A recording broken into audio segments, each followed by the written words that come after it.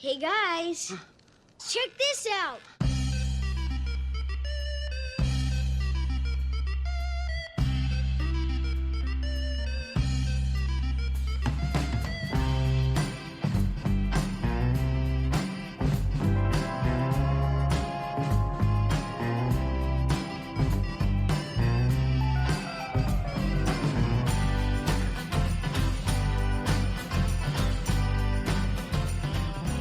Hello and welcome to Check This Out, a podcast where we take an analytical view of the media that appeals to us as individuals and why.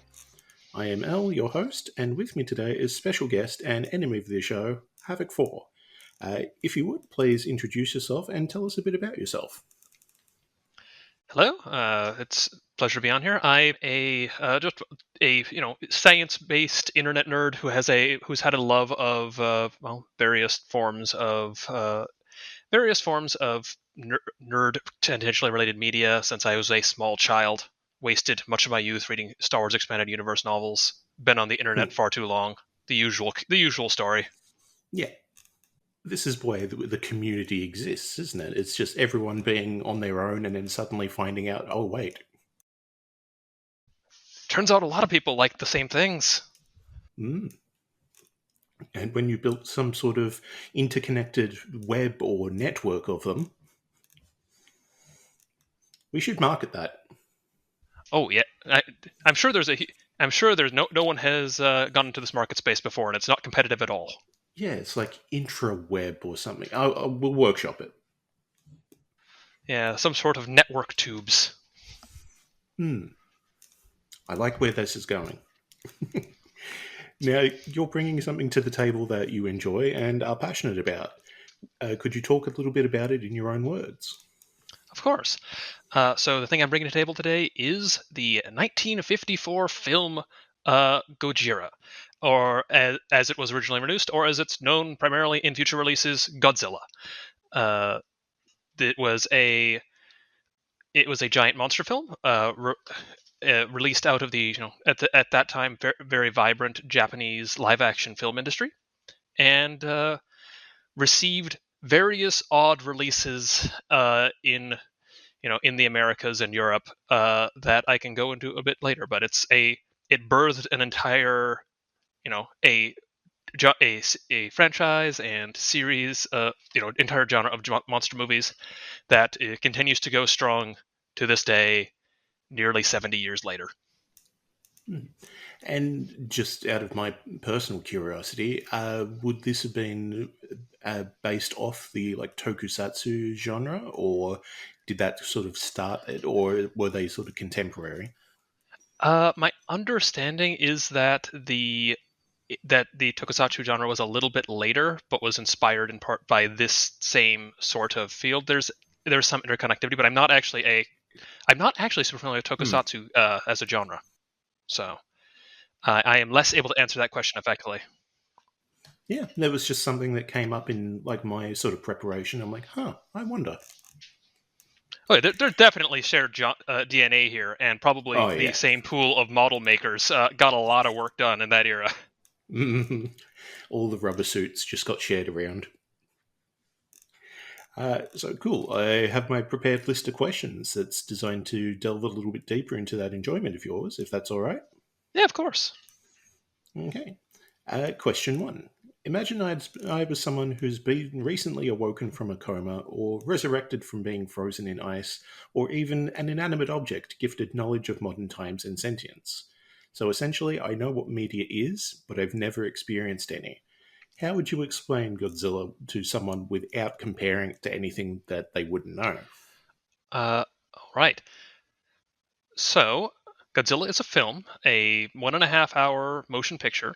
It was the basic premise is it follows a group of Japanese scientists and government workers, and also their various relations, as they try to make sense of and deal with the rising from the primordial deep of a gigantic monster, told of in that's named after ancient legends, Gojira, and which arises based from very explicitly in the text, the Pacific nuclear testing that was occurring contemporaneously, and also driven by the various societal issues that resulted from the fact that Japan had several nuclear bombs dropped on them during the end of World War II. Turns out that people have things to say about that at around that time and today. But and it's focus and how do you stop this gigantic creature that is very explicitly a metaphor for the horrors that the United States particularly visited upon the world. Yeah, not political at all. No. Some things have subtext. This is just text. Yep. The super text. Yeah. Like, right. Not big spoilers, but the last lines of the movie are literally, stop nuclear testing in the Pacific. It's a bad idea. Just right at the camera, all basically. Kinds of shit there. Yeah. Is there a place to do good nuclear testing?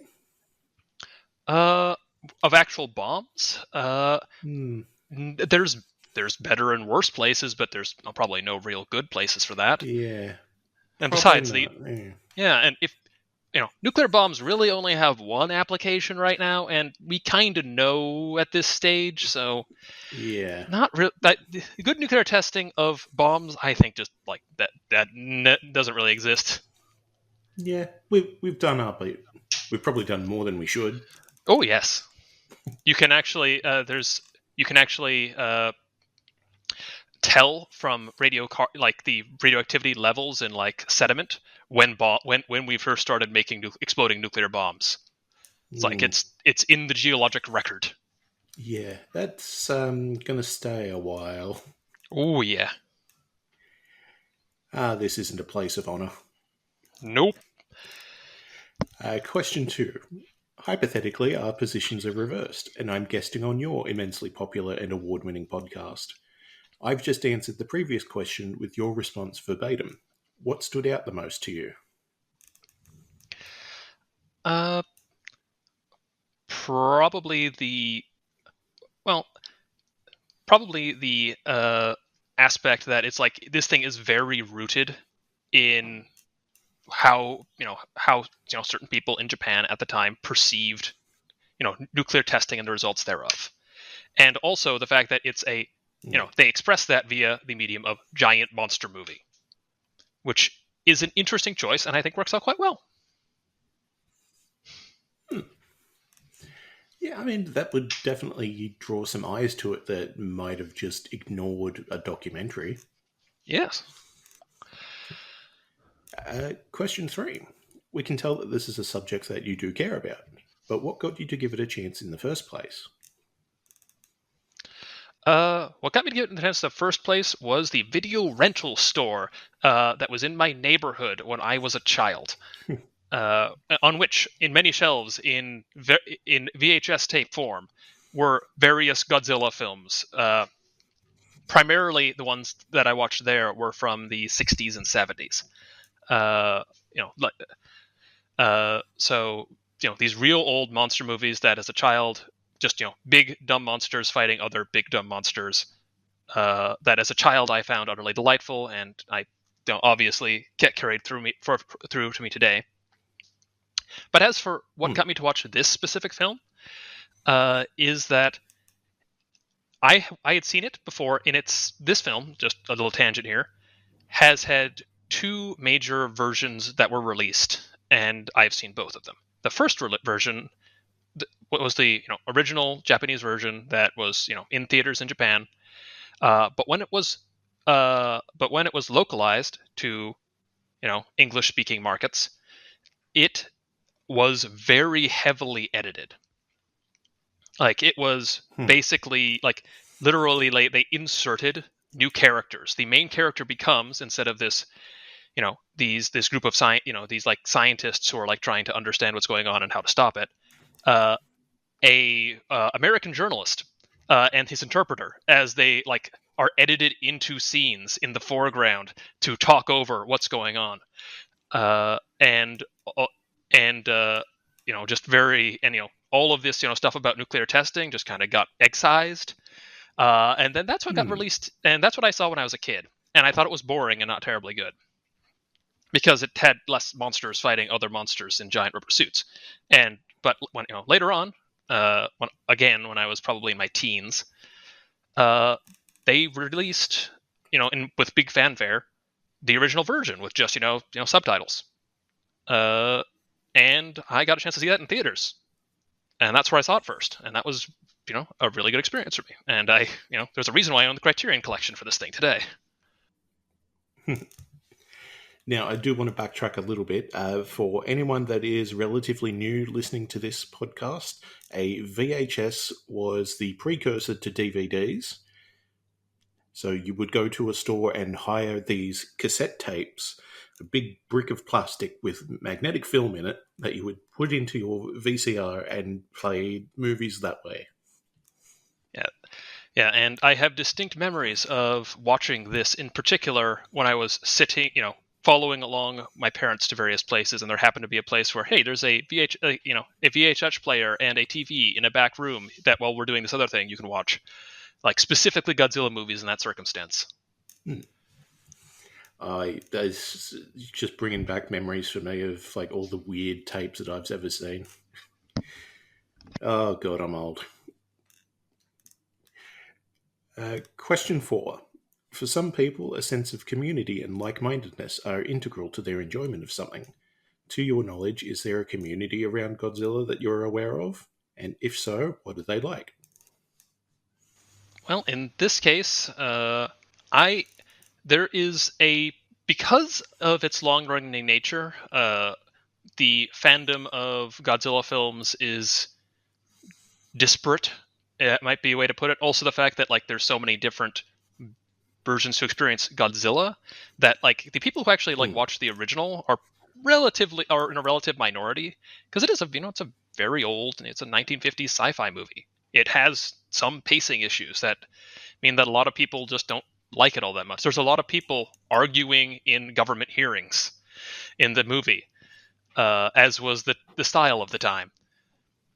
But it's widely respected for its it, unlike a lot of these later giant monster movies, and even the earlier American giant monster movies that inspired it, it takes itself utterly seriously. This is a serious metaphor for a serious problem. Where the series goes after that is very different, but in this film it's treated with utter earnestness in a way that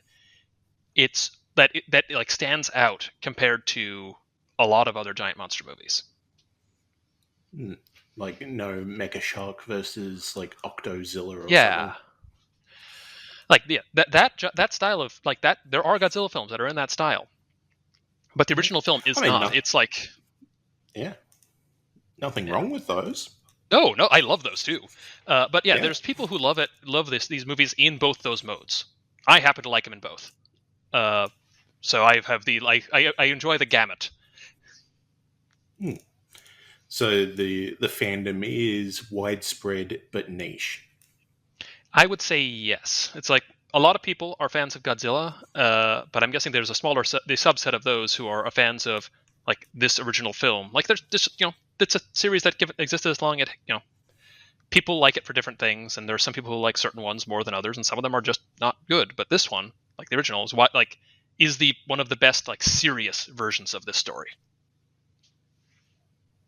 And I think that's the general consensus. Also, it was groundbreaking for film and this genre. Go ahead. Sorry. Probably something like that would be the first sort of more widespread release of something.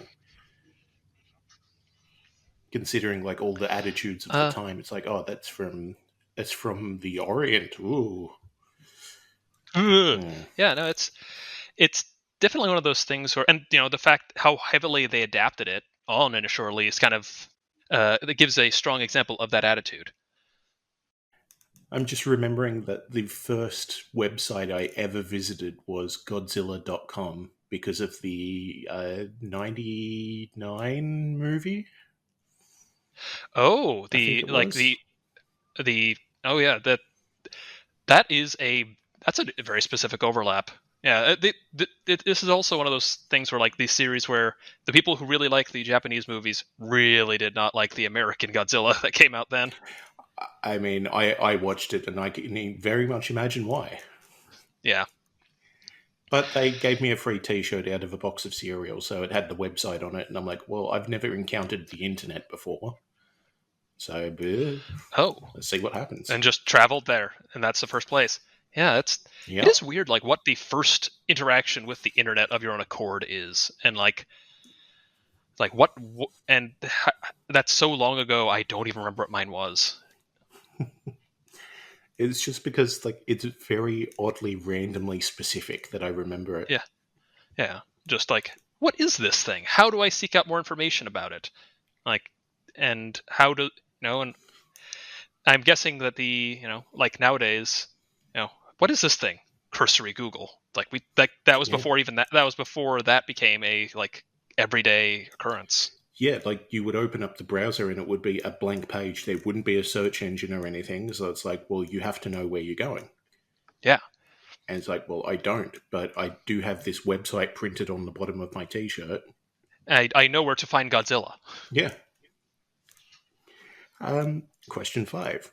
There are many aspects of media that resonate differently with different people. What was your favourite part? Um the miniatures work in it's a the effects in the early Godzilla movies and in Gojira specifically is like very elaborate, detailed miniatures to deal with the fact that we are shooting this disaster series where there's a enormous monster represented by a man in a rubber suit.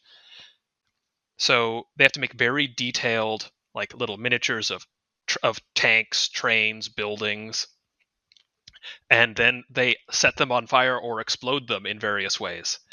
Like these, you have that sort of effect work. It doesn't look real per se, but it really holds up visually. It's like it doesn't have to look real because it still looks good, and it's a testament to the skill of the people who made it because it's just Which is also something that you don't get a lot anymore because it's all CGI and everything. It's like a good practical effect. It usually outdoes very complicated computer work. it definitely ages better for sure because you build a good looking model, that model continues to be good looking because you built a real good looking physical thing. And this one in particular has like there's a lot of things where you can clearly see this is a train set or an RC tank that they have set up very to do this specific operation. uh, and and then there's the actual suit itself, which weighed over 100 pounds and was worn by a person under studio lighting for hours. Uh, if you ever see a picture of with this of the actor with their suit half off, they are being like watered down to like keep them from overheating in that thing. Hmm. And like I've seen one where it's like 3 generations of the actors outside of the suits, and you can even see Yeah, the differences in the physicality of how they had to move with it. yeah, because like that suit technology, like it got developed and refined over years and years of making these films. Like trying to because the first one like they made it easier to move around in so you could do more stuff. In the first movie, you can just sort of walk along and not and manipulate some objects, but more elaborate fight scenes or what have you that came in the later films like would not be possible in the original suit in that same way. But like it's the Yeah. original suit, it, you get a sense of size and scale from it. Like they got that across. Hmm. Cool.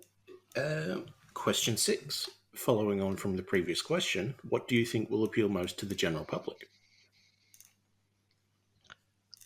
I well that I think definitely the general public the appeal is in some ways the scene the archetypal scene of Godzilla stomping around and setting up Tokyo ablaze. That's iconic to the effects and the time, and I think it's also the thing that holds up, that holds up best against like modern film pacing. Like it is a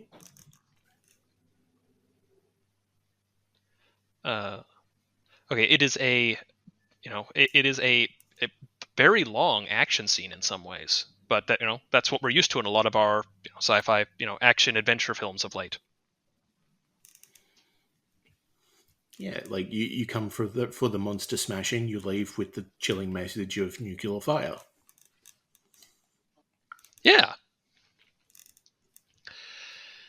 And it also is interesting because during that period, like that whole scene, like it is left to stand on its own with relatively minimal dialogue or intercuts. Like there's a couple of like intercuts, but it's not like someone's talking over most of the like actual action. It's like presented as itself almost. Yeah, sort of more trying to set the horror type mood. Yes, exactly. Like it's meant to be horrific, and like to be basically, the end result, it looks very similar deliberately to what a city looks like, to what the cities look like after they get hit by nuclear bombs. But it's like that whole action in slow motion almost, like to see like like the city torn down building by building. Yeah, but again, not political at all. Nope, not political. Question 7. Say that I do end up enjoying this because of your excellent recommendation. What would be your number one follow-up? Doesn't have to be a sequel or anything, but if I wanted more of the same. Okay, if you wanted more of the same tonally, there is a sequel, actually one of the most recent ones that uses suits, Shin Godzilla, which is like probably one of the best, in addition, besides the original, the best like serious version of Godzilla, where it's trying to like present it as like a serious disaster metaphor, and the humans exist to mostly, the way the humans respond to that disaster is the core of that narrative. And so I'd say that is the best follow up there. If you want to see more of the like smashy, ridiculous, like monster fighting monster Godzilla, which is not present in this first film at all, but you want to get a taste of that, I would recommend Godzilla Final Wars, which is the goofiest of the Godzilla movies that involve suit actors. Always good to hear just the different takes that people bring to this bit. But yeah, just like the complete disparity between, well, here's the serious version, and here's some goofy shit. Yeah, exactly. Like that's Godzilla operates best, I think, on like one extreme or the other. When you get somewhere in the middle, you get mixed and muddled sometimes. And then you have dozens of eggs in Madison Square Garden. Yeah, that's very much one of the ones where they tried for serious and did not get there. I don't even know if they were trying for serious. I think they were just trying for money. Yeah, very much the case, yeah. Question 8. Sometimes our engagement with a piece of media comes from a position of relativity. Did you have a character that you related to? And if so, what drew you to them? I realized that I have not mentioned the name of any of the characters, the human characters in this movie thus far. But the one in particular I think drew me the most is Dr. Serizawa, who is a scientist working on, who is involved in the means that ended up involved in basically something, inadvertently brought himself into weapons research, in a way that deeply upsets him, and like he has a journey related to that is, it like brings home the like idea that a lot of people were involved in war and warfare around this time. Like everyone involved in the filming of this lived through World War II, basically. And like there are people like Serizawa, the character, is missing an eye because of the war. Like he is almost a representation of people trying to grapple with the fact that, hey, weapons have had an utterly huge impact on our lives here, and how do we deal with the when all the new technology, all that that we are using these days, has its roots or destinations in weapons as well. So it's like that whole metaphor is like tied up into that character. Yeah, and to get a little bit more political as well, it's if you look at the Nazis, there were people who were just like, I was just doing what I was told. Not that that's necessarily an excuse, but it's like you have your enthusiastic participants, Yeah. and then you get people who are sort of more drawn in by circumstance. Yeah, and it's very much like someone who is drawn in by circumstance and hates it, effectively. Mm. And I think like that, the characters do have a like narrative arc that mirrors basically the weapons supertext, and like goes over like a lot of like goes through a lot of the thought processes and discussion, and like they try to actually like walk through it. And that's the like core like human level emotional arc of the story. Yeah. And if you are going for that more serious approach, that is something that you do have to reflect, is just how are people reacting to this. Yeah, and it ties it up into like four main characters. It's one of those things where like there's four main characters effectively, and also lots of scenes of crowds, of communities, of groups of people reacting as a collective to the things that are happening to their lands and homes. Japanese films of this era did not skimp on extras. Like you have just swarms of people like making these scenes of disaster feel very like alive and affecting. Yeah. And then part of me wonders, it's like, would they approach people and say, look, we're telling this kind of story, and then all of a sudden you have more volunteers? I don't know. This is a lot of movies of this of this era from Japan like are able to bring out very large crowds in a way that's like very noticeable, even for films that don't have even for films that we wouldn't think of as being like these enormous films. So I don't know what it was like about the economics of the era that made that possible, but it definitely works for a lot of these scenes. Well, I'm thinking it's more like a substitute for like a protest or something, or like a petition. It's like, oh, we're telling this story that is intrinsically about war. And they're like, I am opposed to war. Cool, sign me up. Yeah, I don't know if that had any roots there, Hmm. but it'd be an interesting thing to look into. Yeah. Like, what did the flyer for like, hey, do you want to be an extra in this movie look like? Yeah, because I mean, that still goes on today, but it's just basically extra wanted, must be 6 foot tall. Yeah. And then they tell you afterwards. So, yeah, would be interesting. I guess research podcasts, if you can hear this, and I know you're listening, get on that. Question 9. A lot of these types of interviews rely on the question of what would you bring with you to a desert island in order to get to know a person. But that's not what this show does. What we ask instead is to picture this scenario.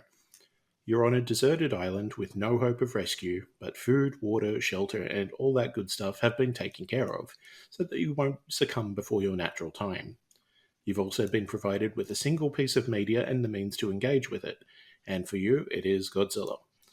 How frequently do you utilize it, and how long would it take before you're sick of it? I think I would definitely watch it right away, and then once every couple of weeks after that. It's just one of those films that I don't think you could watch it all day, every day. It's not that sort of film. Hmm.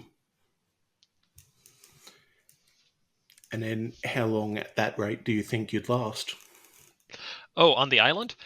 I mean, in terms of just like watching it over and over.